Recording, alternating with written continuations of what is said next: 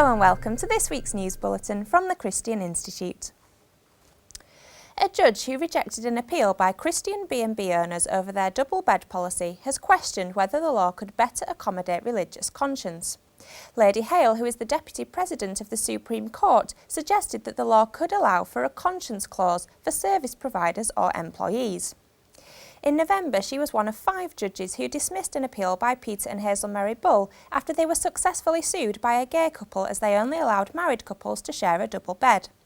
She also highlighted the case of Christian Registrar Lillian Liddell, who was forced out of her job for her beliefs about marriage.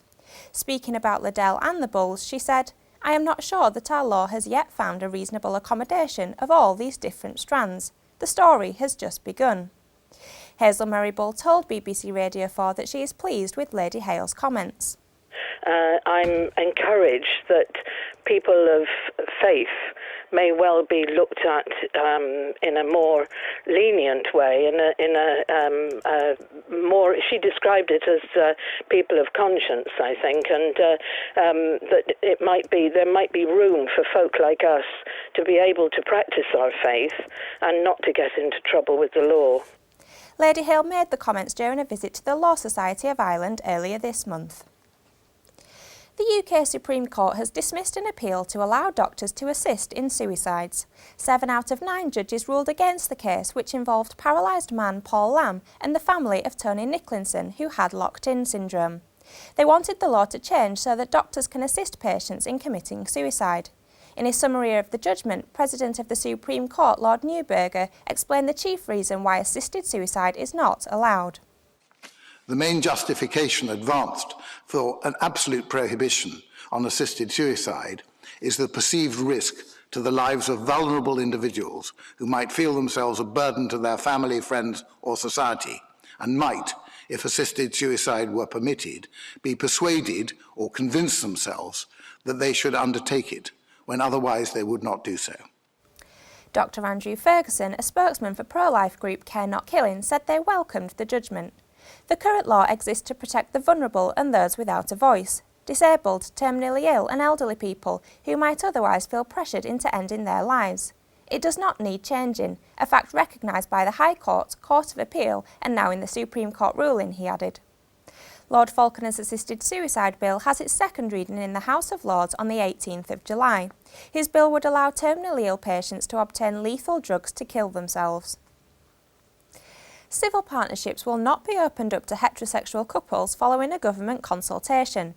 More than 10,000 people responded to the online survey and over 3/4 of them disagreed with extending civil partnerships to opposite-sex couples.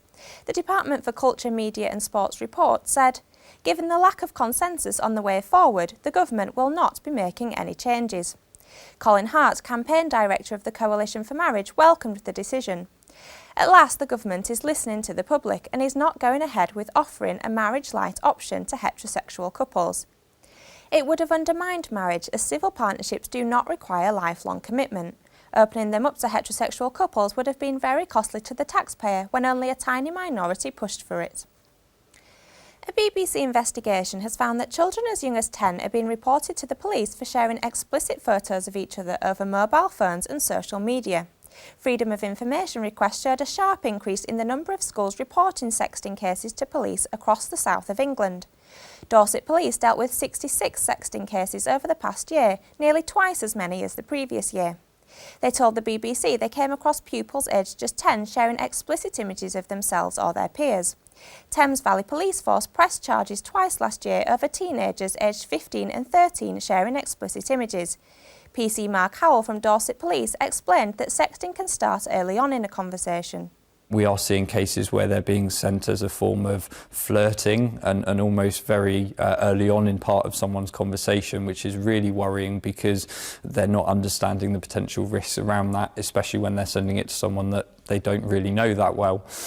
Those images, once they're received, are quite often then sent on to somebody else, or they're shared with other people, or quite often they're used as a way of trying to obtain further images from that young person in order so that they can then pass further images on, or simply to try and use that image as a form of blackmail to try and obtain more images of that young person. A Parliamentary Parliamentary committee in Finland has voted against redefining marriage by a bigger margin than last year. The Legal Affairs Committee rejected the same-sex marriage bill by 10 votes to 6, whereas in March 2013 the proposal was dismissed by 9 votes to 8. Finnish MP Peter Östman of the Christian Democratic Party voted against the bill. He said, "We want to preserve the current marriage laws, which define marriage as between a man and a woman." The whole Finnish Parliament is expected to debate the legislation in the autumn. Well, that's all for this week. For more information and regular updates on all of our stories, plus much more, visit our website at christian.org.uk. Until next time, goodbye.